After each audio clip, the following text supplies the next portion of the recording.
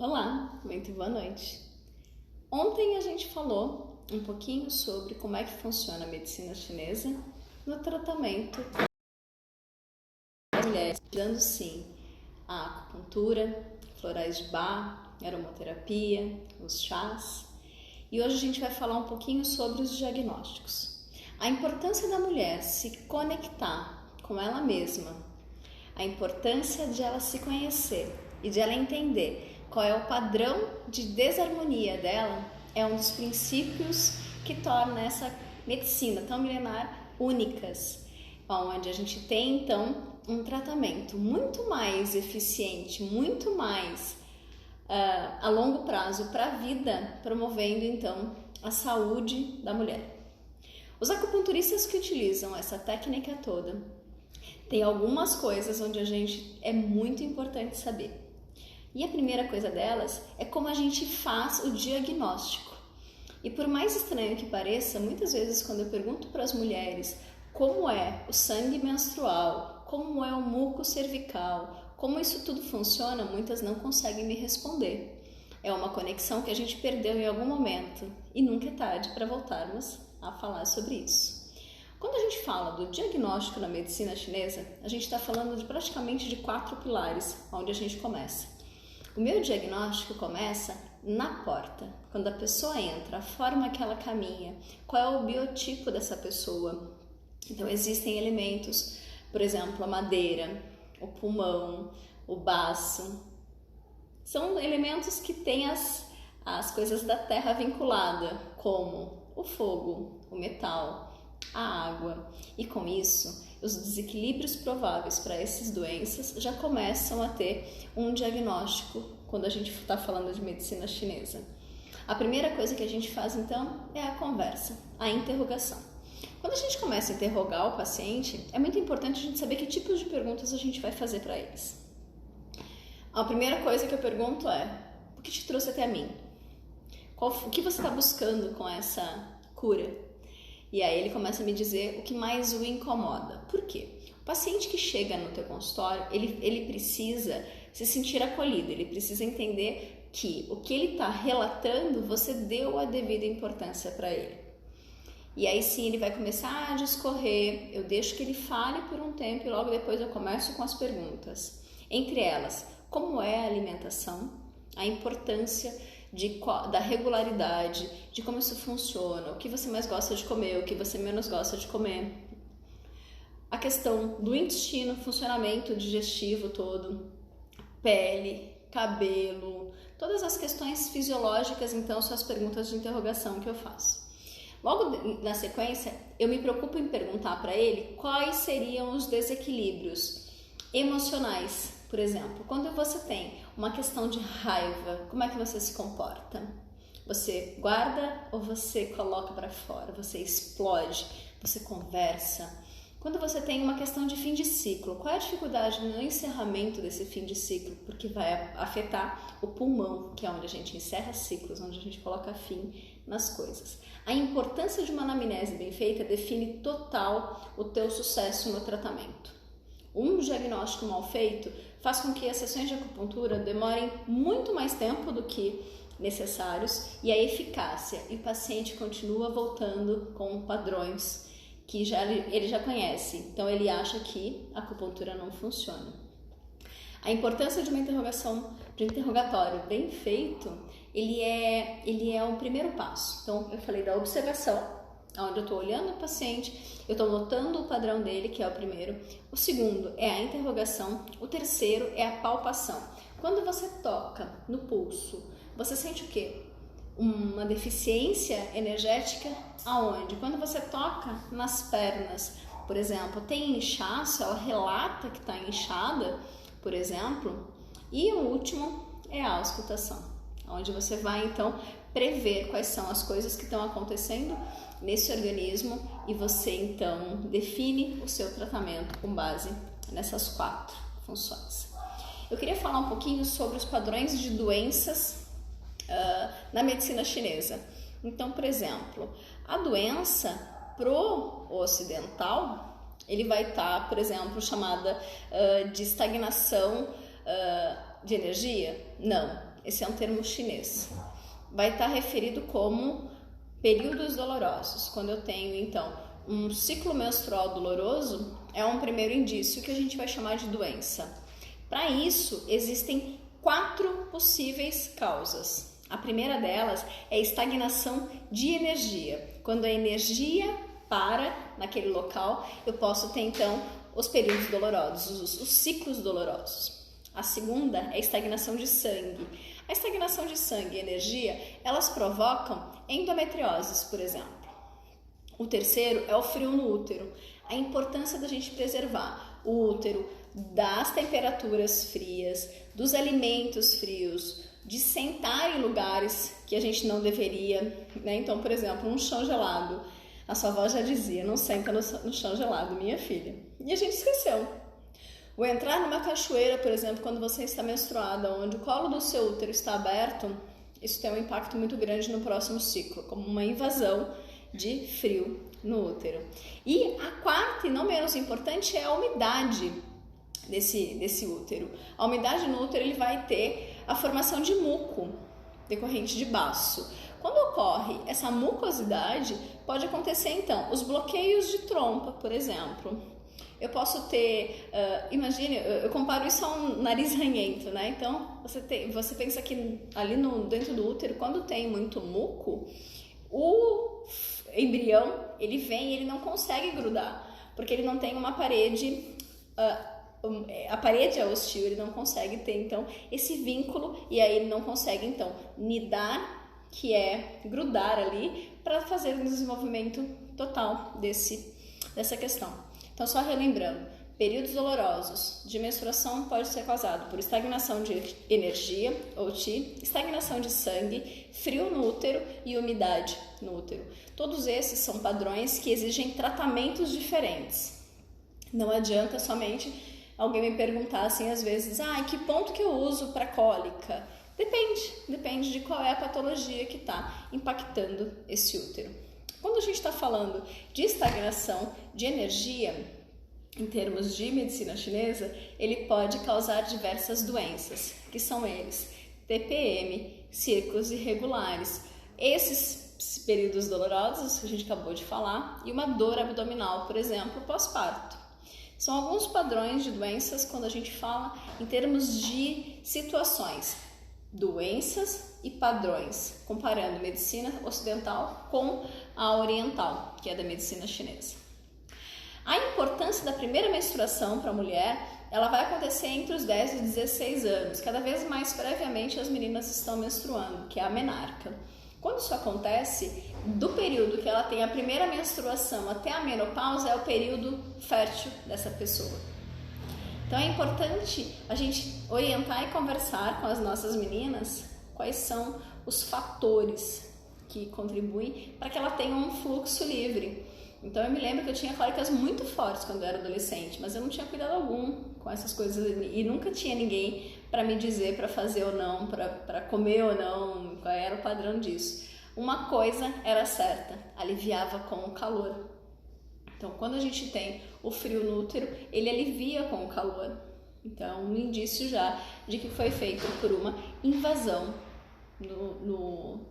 de frio no útero. Quando a gente tem menarcas mais tardias, ela pode estar sendo causada por uma deficiência de sangue ou de rim. Lembra que o rim, juntamente com o fígado, ele enche o nosso vaso penetrador, vaso Chong-Mai, que é aquele que vai fazer com que eu menstrue pela primeira vez, continue menstruando, e quando ele esvazia totalmente, eu paro de menstruar. Então, as menopausas precoces, eles estão vinculados também a esse vaso penetrador. Os ciclos, vamos falar um pouquinho deles. Quando a gente fala de ciclos, quanto mais adiantado ele for, eu tenho uma deficiência energética de energia. Uma deficiência energética de Qi e um calor no sangue. Isso pode fazer com que se adiante. As coisas, o sangue não para dentro do útero, ele vem antecipado. Quando eu tenho um ciclo atrasado, ele pode ser por deficiência de sangue ou êxtase por frio. E a terceira irregularidade do ciclo, né, é por estagnação de energia de fígado. Então, olha só quanta coisa a gente consegue estar falando em termos de diagnósticos quando a gente fala na medicina chinesa, que não é simplesmente um ponto que vai curar. Quando eu tiro a umidade, quando eu tiro o frio, quando eu equilibro isso, eu estou equilibrando a mulher como um todo. O fluxo, a quantidade de sangue que a gente tem de perda ou não, hoje com os coletores é muito mais fácil a gente conseguir medir, mas está entre 30 a 80 ml por dia de sangue a nossa perda. Uma perda muito grande, ele indica uma deficiência de Qi e um calor no sangue. Por quê? Porque o fluxo é muito intenso, então eu preciso fazer com que eu acalme eu esfrie o sangue, é o termo que a gente usa. Um período escasso, ele pode ser causado por êxtase e frio do fígado, do útero. Então são coisas que quando a gente vai identificando, olha a importância que tem. Então quando eu pergunto mais ou menos quanto você menstrua, você vai falar muito, pouco, mas não em termos de medida, gente, é difícil conseguir isso, né? E a questão da coloração é um terceiro fator que é muito importante para a medicina chinesa. Eu tenho mulheres que me mandam as fotos dos fluxos menstruais, do muco cervical, e é muito bom eu receber essas fotos. Não tem nada de nojo, é uma secreção, é uma análise que a gente tem que fazer. Mas muitas delas, pelo uso, por exemplo, de OAB, que é uma coisa que a gente não recomenda a utilização, principalmente quando a gente fala de candidíase, quando a gente fala de excessos de êxtase ali, o OAB ele não é indicado. O coletor é muito bem-vindo, porque o sangue não fica em contato com a pele, ele fica no coletor, o fluxo tem que sair. Antigamente existia uma coisa chamada cabana da menstruação, onde a mulher menstruada ia para dentro dessa cabana e ficava lá o período dela. Ela não poderia tocar no solo, porque ela não é fértil nesse momento e poderia então ser castigado com a infertilidade do solo. E eu acredito muito que a gente perdeu essa conexão e da importância que tem e que seria tão bom se a gente pudesse. Nas épocas menstruais, você se recolhe, você fica resguardada, você é alimentada, você não faz muita atividade física quase que nenhuma, mental muito menos, e você fica então guardadinha na cabana da menstruação. Quem sabe a gente retorna um dia a ter nossa cabana de menstruação. Enquanto não é possível você na sua casa avisar aos seus que você está com a questão da menstruação presente, explicar o que está acontecendo e aí fica mais fácil todo mundo entender. Fê, boa noite, bem-vinda. E quando a gente fala então das cores do sangue, um vermelho escuro, ele começa com a cor mais escura, depois ele fica mais vermelho, depois ele volta a ficar mais no final de novo. O vermelho muito intenso, ele indica calor. Então, a cor da sua menstruação tem muito a nos dizer. Quando ele é muito pálida, muito aquosa, ela tem deficiência de sangue, como se o sangue fosse fraco, vamos colocar assim.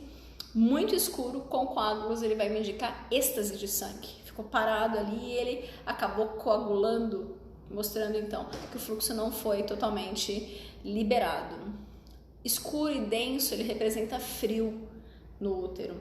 E o vermelho, mais escarlate, é um sangue vazio, é um calor que ele é feito porque o yin, o repouso, não aconteceu. É o tipo de mulher que não para, cabeça pensante o tempo inteiro. Então são os padrões que a gente tem em termos de menstruação. Quantidade, ciclos regulares ou não, tardios e primários, e a cor do sangue. São 3 coisas que a gente analisa. Uma quarta coisa que a gente tem muito a fazer é a consistência. Eu falei um pouquinho do coágulo, se tem pouco, se tem muito, se é no meio, se não é. Ele vai me dizer muito sobre a questão do sangue e do yin dessa mulher. As dores não são normais. Eu falei isso ontem e eu volto a repetir. Quando eu tenho antes que o ciclo inicie, ele é causado geralmente por êxtase de energia ou de sangue. Quando ocorre esse período de dor durante a menstruação, ela é uma êxtase e calor no sangue. Quando eu tenho aquela pontada muito forte, ela pode me indicar uma endometriose. Então eu tenho pouco fluxo e uma dor muito intensa. Por exemplo, quando eu tenho simplesmente um peso, eu fico menstruada e parece que está pesando o meu ventre. Ele pode ser causado por umidade. A umidade é a dor em peso, seja nas pernas e seja no útero. Para cada uma dessas coisas a gente tem um tipo de tratamento. E a umidade, ela é do baço, então é aquilo que me dá vontade de comer doce durante a TPM, porque o baço se equilibra com o doce, então ele vai te pedir mais o doce. O doce que o baço está pedindo não é o açúcar, é de teor doce. Alimentos de teores doces são aqueles tipo abóbora, mandioquinha, cenoura, a carne, o frango, são todos de teor doce. É esse doce que o baço se equilibra, não é com açúcar branco, não é com chocolate. Só que esse é o meio mais rápido que a gente tem de pegar e saciar essa vontade. Ninguém tem um purê de mandioca dentro da bolsa, mas todo mundo tem uma barra de chocolate. Em época de TPM, principalmente, onde você é capaz de sair de casa e buscar esse pedaço de chocolate aonde for, não é mesmo? A questão das dores de cabeça, ele é geralmente por uma ascensão de fogo do fígado, uma ascensão yang. Então, se você tem antes desse período, é o fogo do fígado que está subindo. Quando tem a dor de cabeça após esse período, é por êxtase. Então, quando tem a questão dos sintomas todos e você começa a se conhecer, você tende a ter um melhor diagnóstico e um melhor tratamento. Quando a gente está falando das mulheres, eu retiro algumas vezes o açúcar, eu retiro muitas vezes o leite e o glúten, porque são coisas que inflamam. Então a questão toda que a Fê tá falando, né, eu mereço esse pedaço de chocolate porque eu tô num ciclo de menstruação, quem rege a menstruação é o metal. E o metal é da tristeza. Quando eu me sinto triste, eu preciso de alguma coisa que me dê uma euforia. O chocolate, ele te dá a euforia, só que logo em sequência ele cai. Então o seu pico de endorfina, serotonina e tudo mais, ele vai cair e aí você vai precisar de mais doce. Aí você volta e você fica como um ratinho de laboratório que precisa cada vez mais do chocolate ou do alimento doce para fazer essa função do baço se equilibrar, sendo que se você consumisse corretamente os alimentos, isso seria saciado na raiz. Você tonificaria o seu baço e aí com isso você não teria essa vontade tão grande de comer o açúcar. Quando a gente está falando das infertilidades, né, no ciclo menstrual, quando a gente tem algumas coisas relacionadas da mulher que não se conhece, o padrão se torna muito mais importante. O acupunturista que não consegue diagnosticar direito qual é o padrão de deficiência, o tratamento dele se alonga muito mais. Ele não consegue ter um tratamento tão eficiente quanto espera-se. Por exemplo, eu tenho infertilidade por deficiência de sangue e do rim, por exemplo. Eu tenho por êxtase de sangue, que a menstruação não sai, causado por frio, causado por fleuma, causado pela umidade, pelo calor. Eu tenho vômitos durante a gravidez que são causadas por estagnação de energia de ti, aí a energia rebelde volta e aí ele acaba tendo a questão do vômito. E isso tem muito a ver com o vaso penetrador, que é o Chogmai, que é o do estômago. Por isso que a mulher fica enjoada quando ela fica grávida, né? Então, é uma defesa do corpo para que ela não saia comendo o mundo e não tenha as infecções, né? De intestino, de estômago, que ela controle um pouco mais a questão alimentar. E é um ponto de atenção muito grande que a gente utiliza, assim, os vasos do estômago para essa regulação, juntamente com os vasos do Chogmai. A questão de pré-eclâmpsia, por exemplo, ele é um fator que ela é causada por invasão de vento. Então, como é que eu trato isso? Como é que eu tonifico o yin do rim para que eu consiga eliminar e equilibrar esse fígado? Como é que o fígado vai se comportar em termos desse realinhamento para a gente não ter, então, uma eclâmpsia na gravidez? E ainda, por último, mais uma questão é a deficiência energética de rim que causa os abortos, por exemplo. Todos esses são padrões da medicina chinesa quando a gente fala de a doença do que a gente tem e qual é a deficiência, o excesso, como é que eu ajusto essa roda para que ele fique de uma maneira séria, ajustadinha, para que a engrenagem, o relógio todo, quando você regula a mulher, a menstruação é limpa, o fluxo é regulado, não existe dor. Se você tem sintomas de menopausa, esses sintomas são amenizados. Se você quer um neném, o neném vem. A regulação toda disso. Eu tenho uma paciente que ela não estava menstruando há 3 meses e em uma primeira conversa, a gente simplesmente conversou. E na conversa eu comecei a trazer algumas coisas emocionais que poderiam estar bloqueando o coração. E aí, quando ela chegou em casa, ela estava menstruada e ela ainda brincou comigo, né? Ela falou, o que você fez? Eu falei, a gente só conversou. Então, o desbloqueio do coração que causa a amenorreia, onde eu não tenho a menstruação, por exemplo, ele é um fator que às vezes a conversa resolve, né? Então, é importante que eu tenha a conversa, que eu tenha a pontura, né? A acupuntura em si, que eu entre com o floral, que eu entre com chás.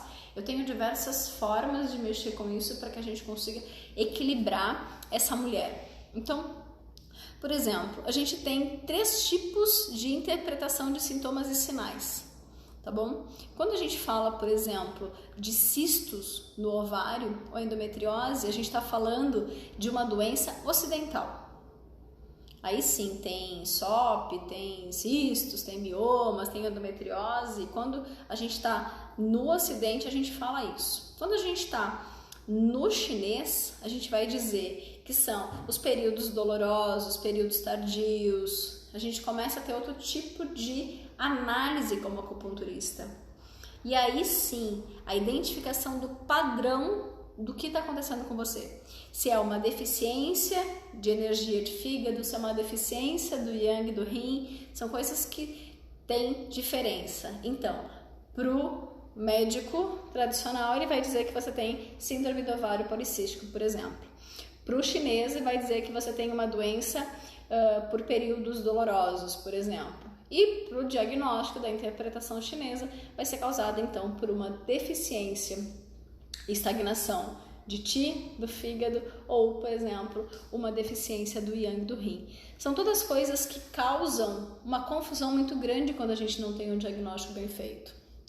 Porque é de acordo com esse diagnóstico que você tem as bases de tratamento da dietoterapia, da medicina chinesa, da acupuntura como um todo e das instruções que você deve passar para o seu paciente.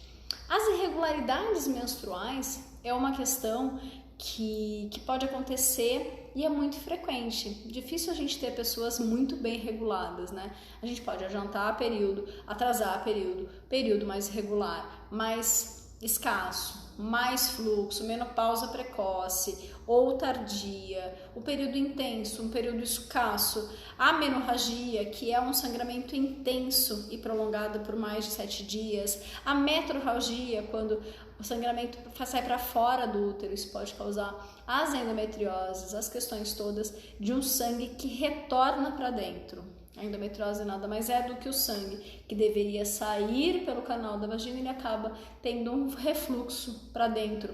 E aí sim, de trompas, ele pode afetar intestino, pode afetar rim, pode afetar bexiga. Aí são as aderências que ele vai tomando e a cirurgia disso tem que ser feita. A medicina chinesa ela não consegue retirar endometriose, ela consegue estagnar e ela consegue fazer com que não evolua, mas regredir, tirar essa êxtase da endometriose como um todo é muito complicado quando tem isso fora do útero, quando os focos estão já pegando algum órgão, alguma coisa a mais. E falando de mulher, eu não poderia deixar de falar um pouquinho para vocês sobre tensão pré-menstrual. E eu costumo dizer que a tensão pré-menstrual seria o tempo para mim, TPM. A TPM, nesse caso, ele é muito mais vinculado às emoções que você sentiu, às regularidades das dietas e às invasões que você pode ter sofrido de frio, de vento, de calor, de acordo com isso, a tua TPM pode variar e muito os padrões. Então, os sintomas todos de emocionais que a gente está falando, ele pode variar de sério a muito severo. Quando você tem um fluxo que tem uma TPM muito grande, pode ter certeza que no período anterior você passou por muito nervoso, que você teve um cansaço extremo, que você teve alguma mudança de hábito muito grande, alguma emoção que desregulou e isso causou então essa alteração. Ele pode começar de 1 a 2 semanas antes do período iniciar e é muito comum entre mulheres de 30 a 40 anos. Né? Depois dos 40 anos a gente começa a pensar um pouco mais e ter um conhecimento das coisas que são melhores pra gente. Então hoje uma coisa que eu não consigo suportar muito é o vento. Quando eu tenho o vento no rosto, com o carro aberto, andando de bicicleta, algum barco, enfim, eu tendo a usar o Mesharp para proteger principalmente essa área do meu pescoço, porque aqui atrás chama-se Portal do Vento para o chinês. É uma área que você não deveria nunca, jamais tomar vento, porque ele tem a questão da invasão. Então, questão de rosto e tudo mais, algumas dores de cabeça que começam por aqui, são insistentes, pode estar sendo causada pela invasão de um vento externo ou um vento interno. A diferença é o vento externo é o vento real que você tomou em algum ambiente e o interno ele é causado pelo fígado devido a alguma irritação, frustração, raiva ou culpa. São movimentos que o fígado se defende como se fosse gerando esse vento interno. Então, desequilíbrio causado por um vento interno resultante de uma emoção, resultante de uma alimentação desregulada, como por exemplo gorduras, como coisas que você tende a comer que não são legais e você sabe quais são, não precisa nenhuma nutricionista te dizer, que eu tenho certeza absoluta que você sabe realmente. Então, de novo, a primeira coisa é fator emocional para tensão pré-menstrual. A questão da raiva, preocupação, culpa, ressentimento, todas elas causam estagnação de energia de fígado, causando então a irritabilidade e a ansiedade. Quando a gente está falando em irregularidades de dieta, o consumo excessivo de gordura, de coisas frias, pode te causar então aquela sensação de opressão no peito. O chinês chama de obstrução dos orifícios, onde eu posso ter alguma questão vinculada com excesso de muco, por exemplo, vaginal, eu posso ter coriza, eu posso ter os olhos mais vermelhos, eu posso ter uma surdez temporária ou tinido no ouvido. E uma outra questão é o exercício. Quando a gente está menstruado, a gente deveria se preservar dos exercícios, porque o exercício físico em excesso, ele não é bem-vindo em nenhuma situação. Então, ter o equilíbrio na vida é você fazer todos os dias e não o dia todo. E você não fazer nada também é um desequilíbrio.